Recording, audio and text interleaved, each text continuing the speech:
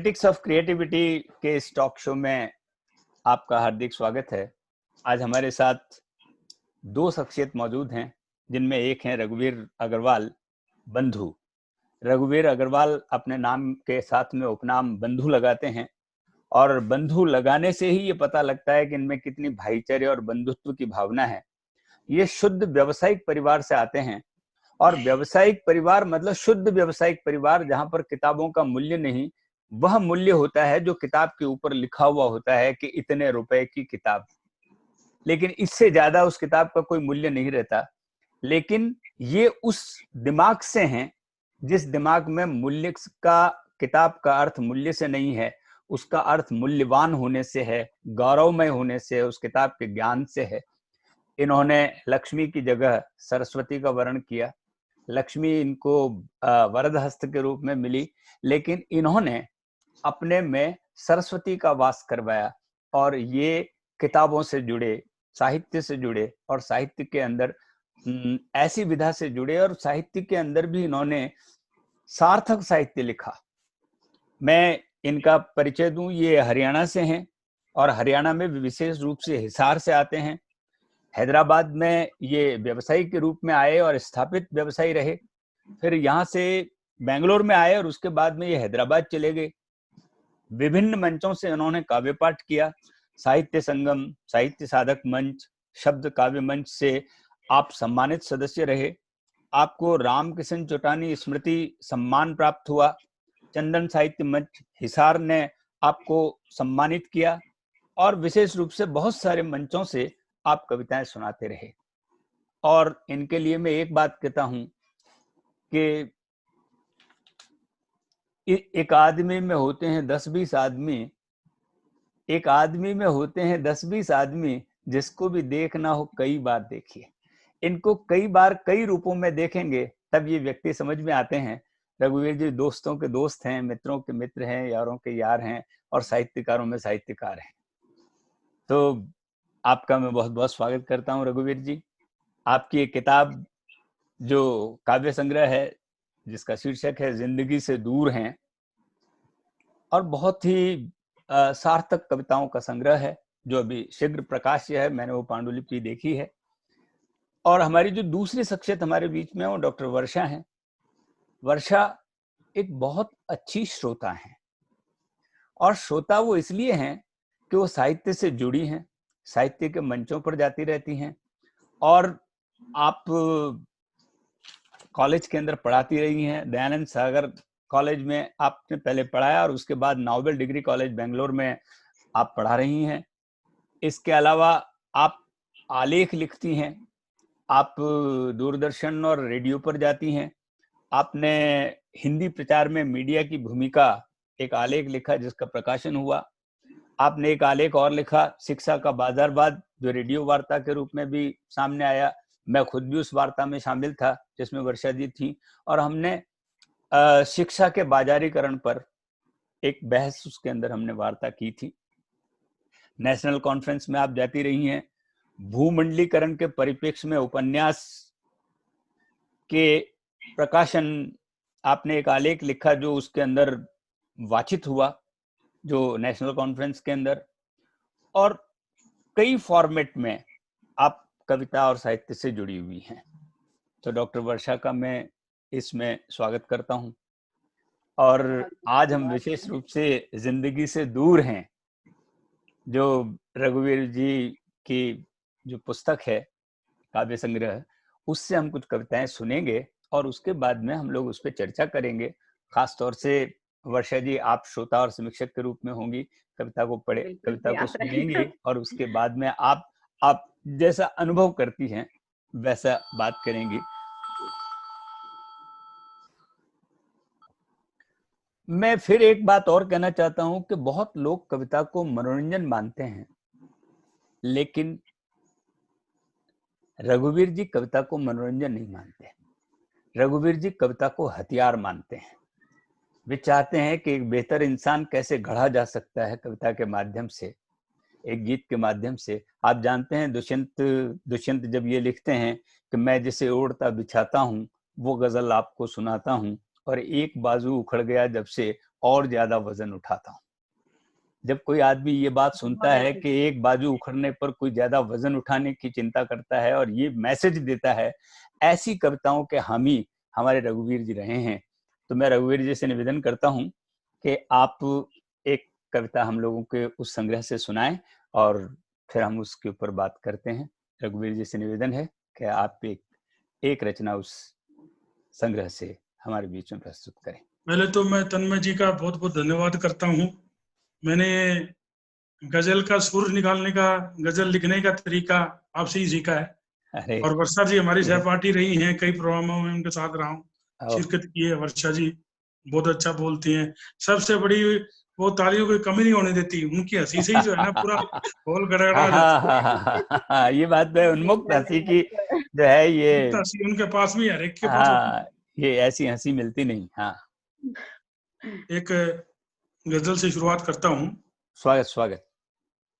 जब तलक की उठेगा गिरेगा नहीं, जब तलक की उठेगा गिरेगा नहीं, तब तलक मंजिलों से मिलेगा नहीं, तब तलक मंजिलों से मिलेगा नहीं। गर है मंजिल समंदर नदी जाएगी, गर है मंजिल समंदर नदी जाएगी, ये तो तय है समंदर चलेगा वाह वाह नहीं, वाह, ये तो तय है ये तो समंदर तय चलेगा नहीं। है समंदर चलेगा नहीं, जब तलक की उठेगा नहीं। जिस्त है एक पतंग फिर तो उड़ना पड़े, जिस्त है एक पतंग फिर तो उड़ना पड़े, ये गगन आसमां तो झुकेगा नहीं, ये गगन आसमां तो आसमां झुकेगा, तो झुकेगा नहीं, जब तलक की उठेगा गिरेगा गिरेगा नहीं। नहीं, जब तलक मंजिलों से मिलेगा नहीं।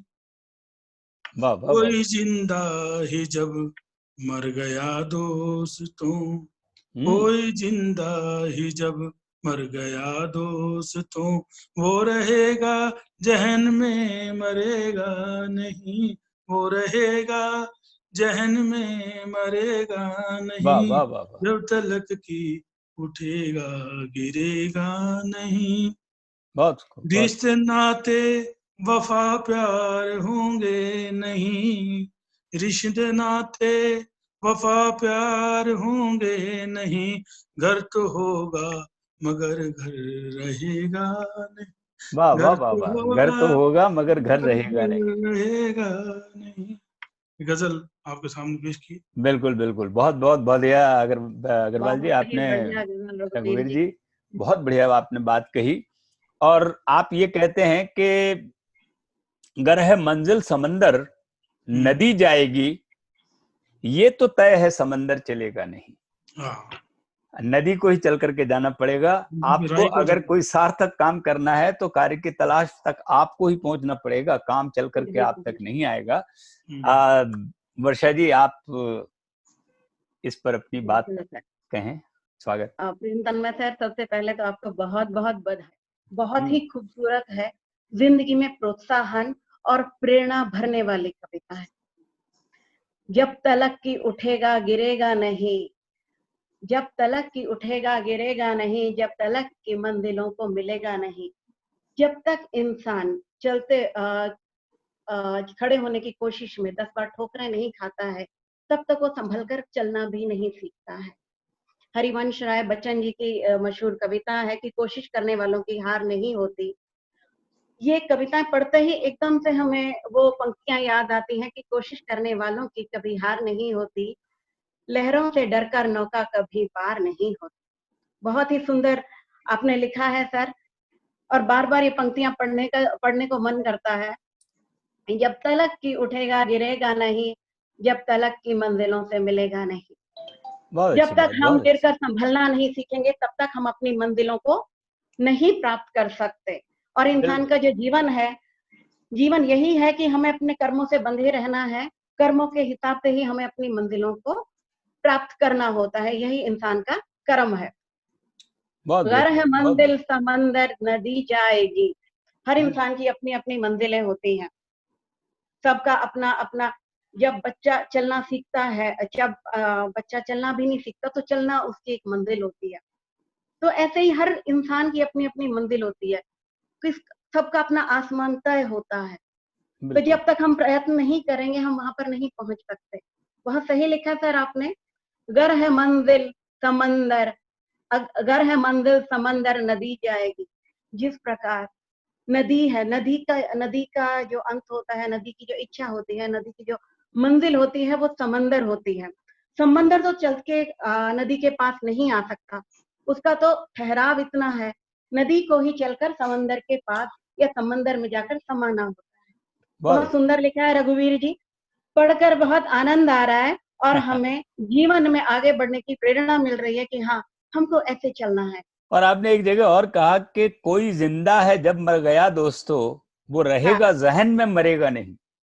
अगर बिल्कुल आपकी सही कहा। स्मृतियों में कोई आदमी है अगर तो वो किसी ने आदमी किसी के मर साथ करके में मर कोई नहीं छल सकता। किया, आपने बहुत अच्छी बात कही कि वो मर जी करके नहीं मरता है, वो जहन के अंदर जो जिंदा है वो आदमी हाँ, नहीं मरेगा, और जो जिंदा होकर के भी जहन में नहीं है वो मरे के समान ही है। वो मरे के समान है। बहुत बहुत अच्छी सही बात कहा आपने था। जिस की। प्रकार कोई आदमी मन से उतर जाता है तो वो रहता भी है पर उसकी जिंदगी का कोई मतलब हाँ, नहीं वो रहता। आदमी जहन में नहीं है, जो दिमाग में नहीं रह पाता वो जिंदगी में कैसे रह पाएगा। ये बात आपने हाँ, बहुत अच्छी बात कही बहुत सही है। रघुवीर जी, बहुत अच्छी बात कही आपने।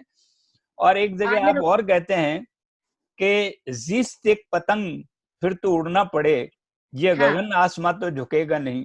पतंग को ही बिल्कुल बिल्कुल। आसमान की तरफ जाना पड़ेगा, आसमान नीचे नहीं आएगा पतंग के लिए। हाँ, आपने सब जगहों पर जो उदाहरण दिए हैं वो ऐसे दिए हैं कि जहां बहुत चल सही। करके पहुंचना पड़ रहा है। वर्षा जी आप बहुत जी सही कह रही हैं कि हर एक की मंजिल अलग होती है। बच्चे की जी मंजिल चलना है, तो जी, युवा की मंजिल नौकरी है, तो एक बिल्कुल। गृहस्थ की मंजिल घर को चलाना है। इस उनको तरीके से चलाना हर एक की मंजिलें अलग अलग है, लेकिन हर एक को सबकी। अपनी मंजिल को पाना होता है। इस हाँ, इस बात को रघुवीर जी ने इस बहुत ही इसके माध्यम से खूबसूरती कहा। तरीके से कहा। हाँ, यहाँ पर बहुत सुंदर। देखिए रघुवीर जी कहते हैं जिस्त है एक पतंग तो फिर हम्म। उड़ना पड़े, ये गगन आसमां तो झुकेगा नहीं। कितने हाँ हाँ अच्छे से उतने सीधे उन्होंने सीधे तरीके से अपनी बात सबके सामने कही है। हाँ हाँ हाँ।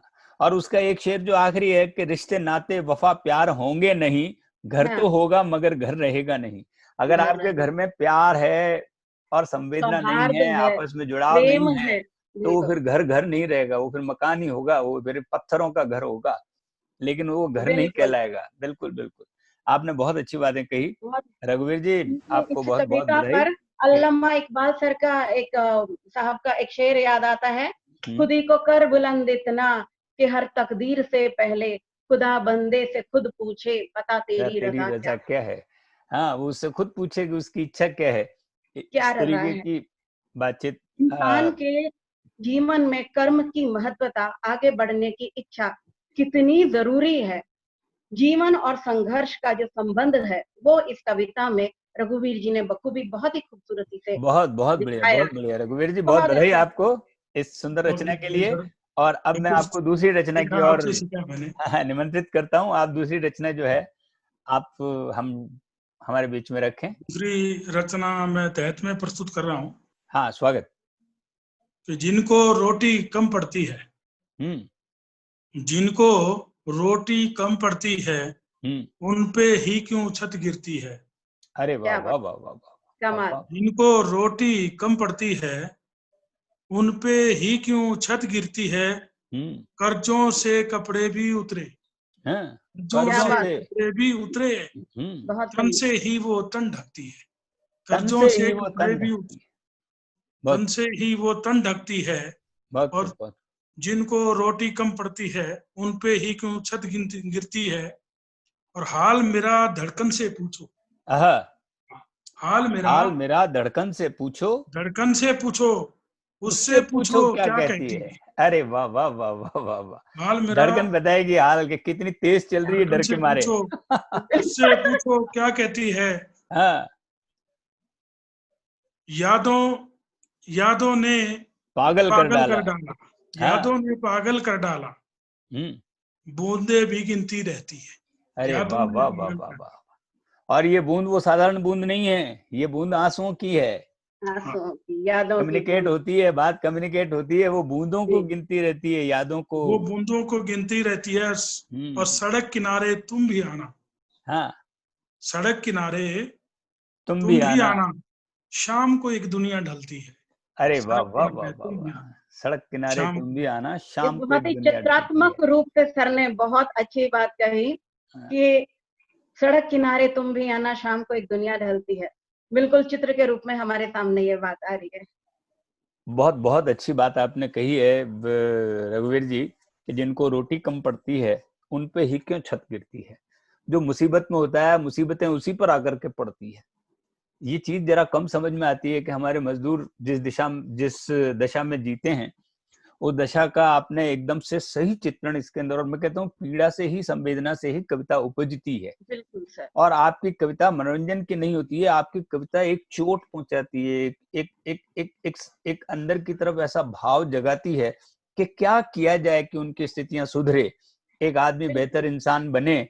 आप ऐसी समाज के भावना को सामने एक पैदा प्रश्न करते हैं। खड़ी करती हैं इनकी कविताएं। हमेशा बिल्कुल इनकी बिल्कुल। कविताओं में अधिकांशतः एक प्रश्न दिखाई देता है हमें। हाँ, और आप एक सार्थक रचना के धनी हैं। आप कहते हैं कि कर्जों से कपड़े भी उतरे, तन से ही वो तन ढकती है।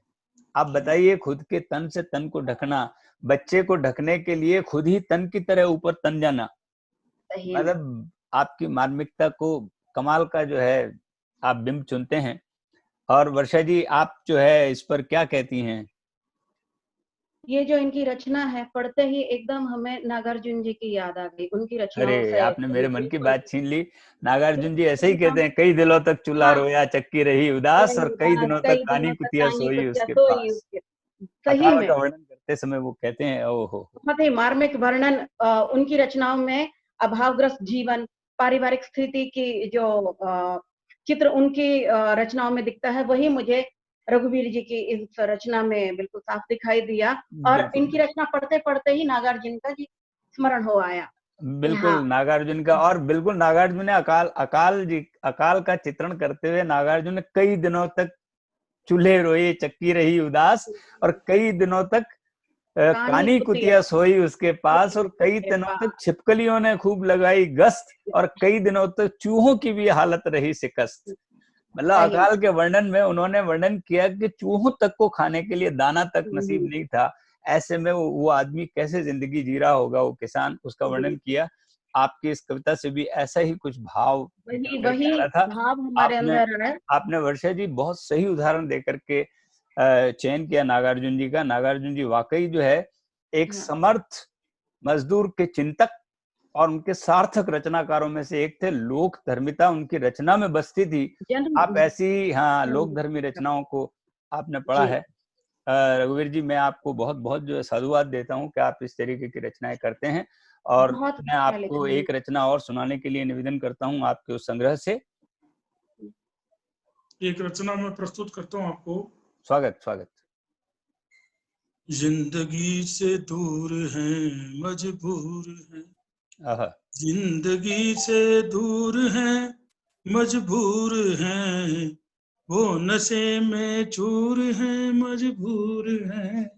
ओहो, जिंदगी से दूर हैं, मजबूर हैं, वो नशे में चूर हैं, मजबूर हैं। रोना भी मुमकिन नहीं है दोस्तों, रोना भी मुमकिन नहीं है दोस्तों, आदमी मशहूर है, मजबूर है, वाह वाह वाह। आदमी मशहूर है, मजबूर है, जिंदगी से दूर है, मजबूर है, हाँ, वो नशे में चूर है, मजबूर है।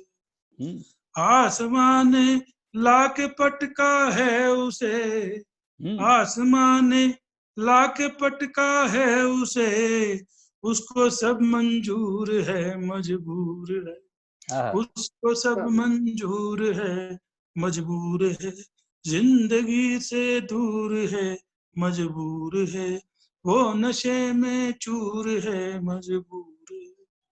और एक खिड़की भी बिना पर्दे नहीं, आहा, एक खिड़की भी बिना पर्दे नहीं, घर में उसके हूर है मजबूर है। क्या बात है, क्या बात है। घर में उसके हूर है, हूर है मजबूर है। मजबूर है, हाँ, जिंदगी से दूर है मजबूर है, वो नशे में चूर है मजबूर है।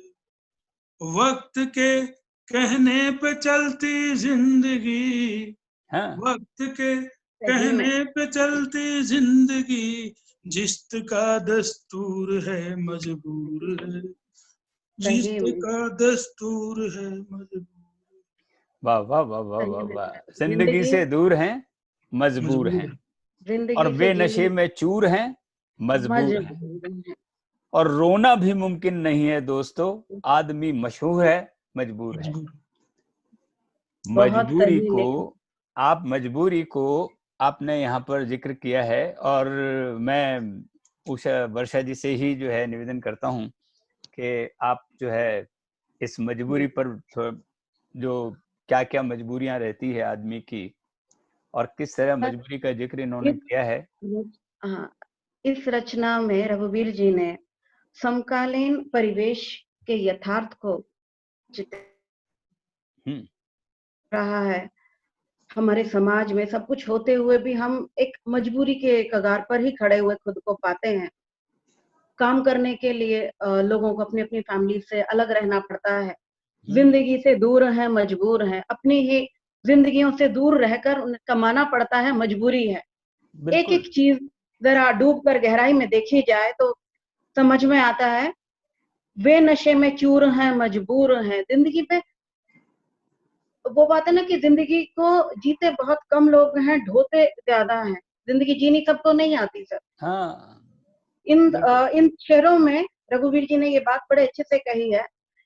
वे नशे में चूर हैं, मजबूर हैं, डूबे हुए हैं, समझ में नहीं, लाचार की हावी हो जाती है इंसान हाँ, की। लाचार की मजबूरी जो है वो दुनिया की सबसे बड़ी त्रासदी है। अगर कोई आदमी अमीर होकर के भी मजबूर है, हाँ, आदमी मजबूर है, स्वतंत्र नहीं है, तो आप ये समझिए कि वो कितना त्रासद एक जिंदगी अमीरी जी रहा है। गरीबी के अलावा भी हमारी मतलब मजबूरियां इतनी हावी हो जाती हैं हाँ, कि कई बार जीवन जिंदगी ही मुश्किल हो जाती है। बिल्कुल जैसे बिल्कुल। तैसे करके जिंदगी को काटने का प्रयास रहता है। बहुत अच्छे से उन्होंने रघुवीर जी ने अब अपने देखिए ना, हम दूर हैं, तुम दूर हो, सब दूर हैं, मजबूरी क्योंकि हम मजबूर हैं। मजबूरी बिल्कुल आज के बिल्कुल कोरोना काल में हम लोग कहाँ मिल पाते हैं एक दूसरे से, ये मजबूरी नहीं है तो और क्या है। मजबूरी नहीं तो कितने अच्छे से हम लोग मिला करते थे, कितना हाँ, सौहार्द रहता था। और उसी के हाँ, दम पर आज हम दूर होते हुए भी एक साथ एक मिलने साथ की में कोशिश कर रहे हैं, बात करने का प्रयास कर रहे हैं। हाँ, और एक जगह आपने कहा है रोना भी मुमकिन नहीं है दोस्तों, आदमी मशहूर है, मजबूर है। है मशहूर होने के बावजूद आदमी अपनों से मिलने की पीड़ा, अपने किसी लोगों के पास जाने की पीड़ा से भी मजबूर होकर के कई बार त्रस्त हो जाता है। ना। ये जो मशहूरियत, ये मशहूर होना जो शब्द है, ये अपने आप में एक गहरी खाई है। देखने में बहुत अच्छा लगता है कि हाँ हाँ, मशहूर है, फेमस है, लेकिन जो मशहूर होता है वही जानता है कि वो किस कगार पे खड़ा है। हाँ, उधर मशहूर धुआं होने उधर, की अपनी एक हाँ, एक चोटी पर खड़ा आदमी अकेला ही हो सकता है। अकेला ही और हो सकता है, उसके हाँ, पास कोई नहीं होता, वो अपने आप ही घुटता रहता है। उसको बिल्कुल वहां बिल्कुल। मेंटेन करना खुद के लिए कितना डिफिकल्ट हो जाता है। कितने अच्छे से उन्होंने कहा है। और एक खिड़की भी बिना पर्दे नहीं, घर में उसके हूर है, मजबूर है।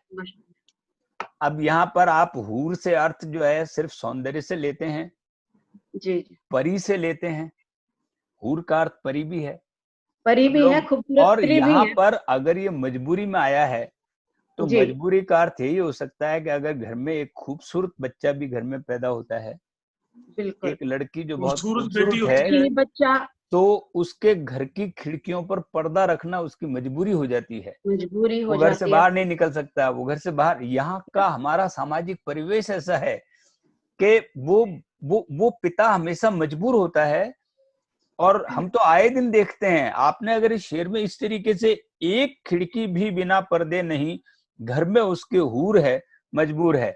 मजबूर है। हूर, हूर को हम लोग नूर, हूर को हम लोग परी, जी और जी, परी का अर्थ हम लोग बच्चे के उस बेटी सौंदर्य से भी ले बेटी सकते हैं, आप सुंदर है तो बेटी से, बाप को ध्यान बेटी रखना से भी पड़ता ले सकते सकते हैं। बिल्कुल और बिल्कुल इस अर्थ में अगर ये शेर देखा जाए तो ये अपने आप में एक नई तरीके की बात कहने वाला बहुत सही बात कही। शेर कहलाता है। सुंदर बच्चा या लायक बच्चे भी हम इस बात को कह सकते हैं, जिनके घर हाँ, में उनसे लायक भी बच्चे ईर्ष्या होते हैं, ईर्ष्यावश उनके जो है माता लोग पिता उनसे दूर रहते हैं। जी, बिल्कुल। उनका यही प्रयास रहता है कि हमारे बच्चे थोड़े सही दायरे में रहें, हाँ, लोगों की नजर ना पड़े।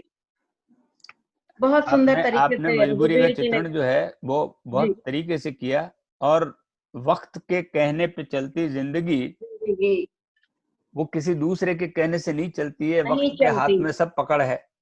वक्त आपको मजबूर कर देता है और यही जी आपका दस्तूर है कि सारी जिंदगी आपके वक्त के कहने पर चलती है, जी इसका दस्तूर है। और ये बात की मजबूरी है कि वक्त आपका कब अच्छा और कब खराब निकल जाए, और कब आपका वक्त पकड़ से निकल जाए, कब आपका वक्त हाथ से छूट जाए।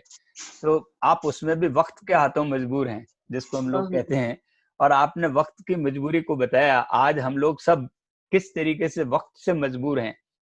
आप जी देखिए वक्त ने जिस तरीके की दशा हमारे चारों तरफ की है, जो जो जो कालखंड हमारे बीच में जो हम लोग जी रहे हैं इस वक्त, हमने जी जी कभी सोचा था ना कि सोचा ना सारी सुना, दुनिया रुक जाएगी? हमने कभी नहीं कभी सोचा, सोचा था कि इतने कभी नहीं। लंबे समय से, पिछले 6 माह से जिंदगी पूरी दुनिया की ठहरी हुई है? ये वक्त के सब हाथों कुछ रुका मजबूरी हुआ नहीं एक थी है, क्या? अनकहा सब सा कुछ डर हाँ, एक दुनिया। वक्त रुका हुआ सा है। हाँ, वक्त बहुत वक्त भी बहुत रुका हुआ है और आदमी आदमी में डर घुसा हुआ है। वो इतना डर भयंकर डर, कब इतना, बीमार हो जाएगा, घर में कौन बीमार हो जाएगा, वो जरा बाहर सी निकला खांसी है आती है बीमार तो भी होकर लगता नहीं है कि हम लौटे।